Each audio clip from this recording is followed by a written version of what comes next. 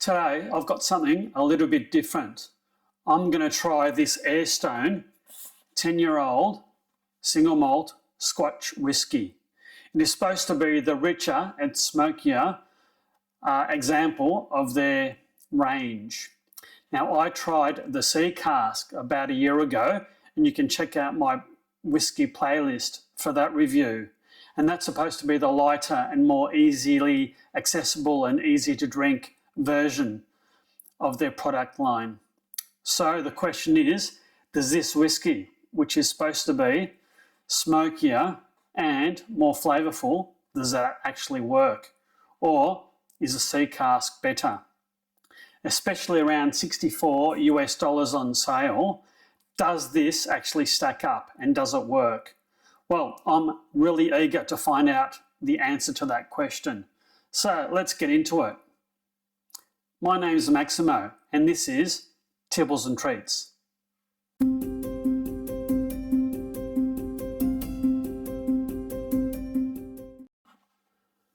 So what makes this Airstone range quite intriguing is that they've split their whiskies into two different styles. You've got the Sea Cask, which is basically smooth and easy to drink, and it's unpeated.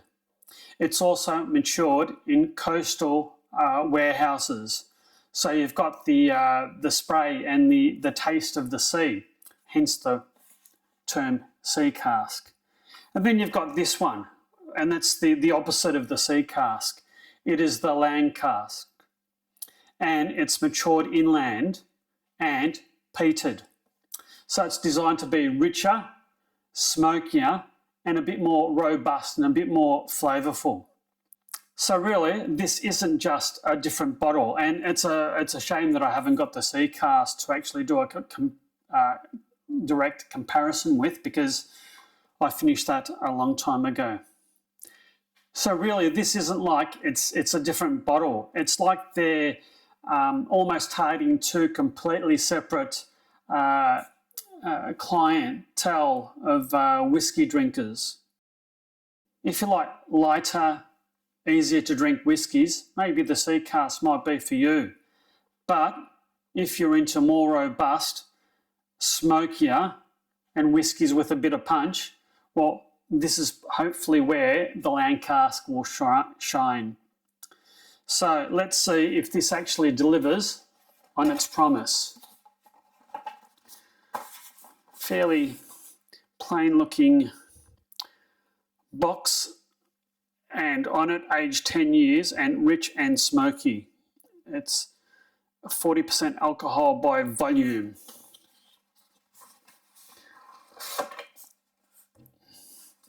It's a fairly plain looking bottle. Now, it doesn't say whether it's chill filtered or not. And it is owned by William Grant and Sons. So there's only one way to find out what this is like, and that's to open this up.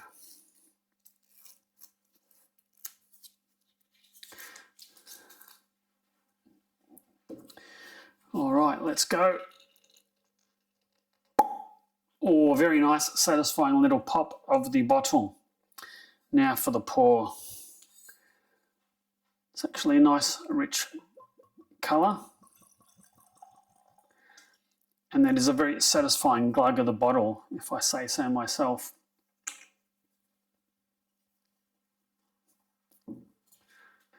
All right, let's get into it. That's quite a strong nose. Straight away, there's definitely notes of smoke. This is definitely a smoky one. Definitely getting the peat and that sort of bonfire note. Sort of like coal tar. It's there's a hint of sweetness underneath, a little bit of citrus, a little bit of vanilla. There's a lot going on with this. I think it's quite complex. And if I refer to my tasting notes that I made of the Sea Cask review that I did about a year ago. My notes say that it was light, floral, salty, with slight peat. Given that it's unpeated, it probably more to do with the salt and the maturation rather than the peat itself. But this is quite a complex nose. There's only one way to find out what this is like, and it's to have a try. Cheers.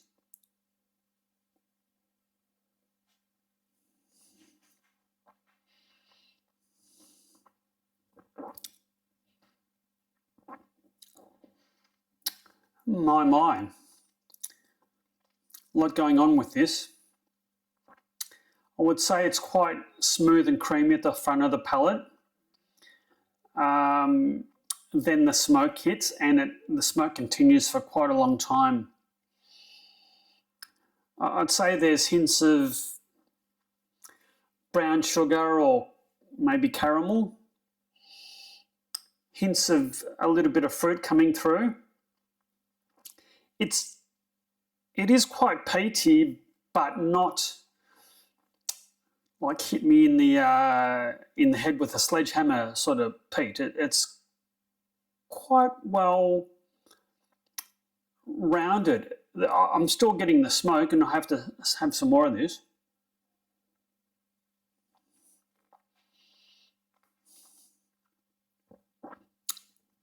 Definitely smooth and sweet at the front.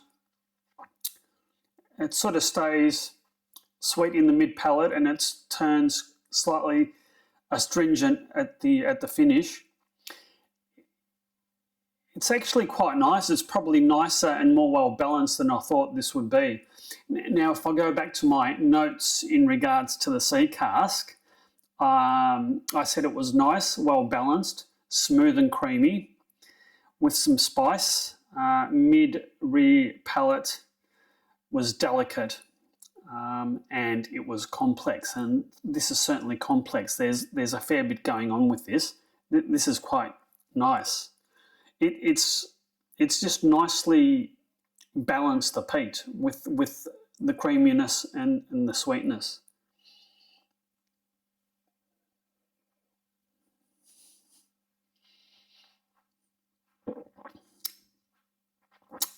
I like that. That's nice. The notes for the Sea Cask review said it was spicy, salty, and mellow. There's no salt in this that I can detect. There's certainly peat. It's probably a more complex, perhaps less approachable whiskey than the two.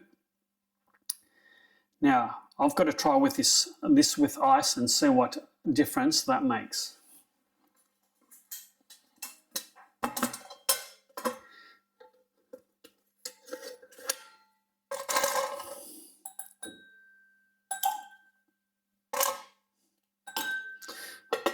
I think that's enough. All right, let's give this a little bit of a swirl, shall we? Let's cut down a little bit of the peaty nose. Might be because it's sort of coating the lining of my nose from the few sips that I've had.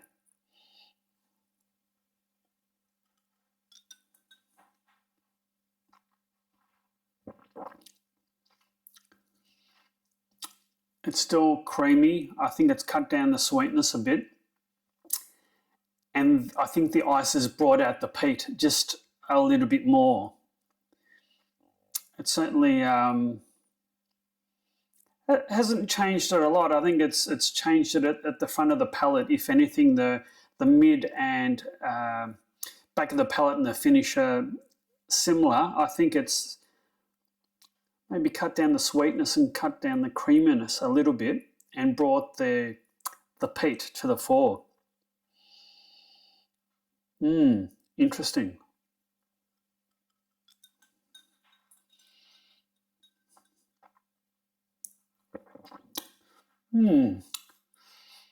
This is a very nice Scotch on the rocks, I've got to say that.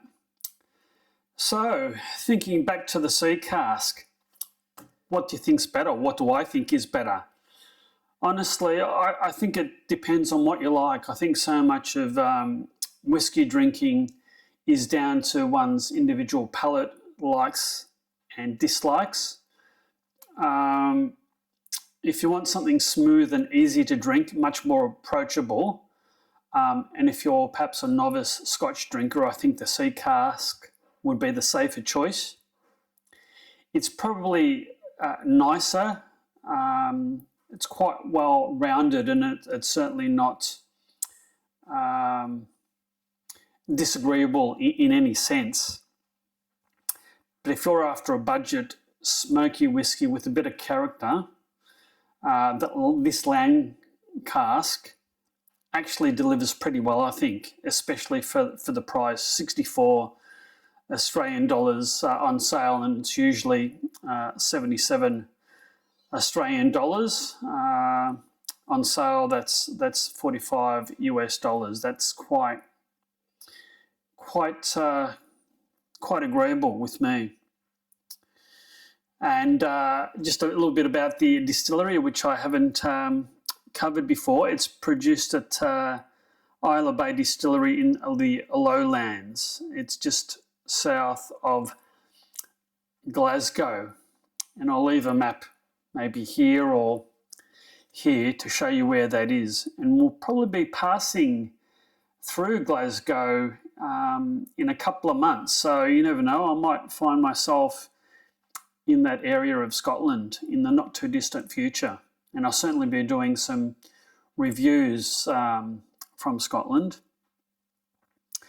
So the final verdict is that they're both equally as nice. I'd say that the Land Cask is the more interesting of the two, probably the more flavoursome or flavourful. I'd say it's definitely not for everyone. If you're partial to a peated whiskey, I would go for the Land Cask. If you want something a bit milder, mellower, smoother, that's easier to drink, then I'd go for the Sea Cask. And that's what I think on the matter. What do you think? Are you partial to a nice, easy, smooth drinking whiskey, or do you want something with a bit of character, flavour, perhaps a bit of smoke and peat? Let me know in the comments what your preference is. But I think if I see both Airstones again on sale, I'll definitely snap some up, especially the Sea Cask. I wouldn't mind trying that one again. So I've got a few peated whiskies behind me to get through. I'll be missing most of the Melbourne winter because I'll be overseas, but I'm very much looking forward to going to Scotland and trying some of the whiskies over there. So for me, I think this is the more interesting of the two, but definitely not for everyone. If you've liked this video, be sure to hit that like and subscribe button and hit that notify bell so you'll always be notified of my future video releases. And on that note, until next time, you take care and cheers.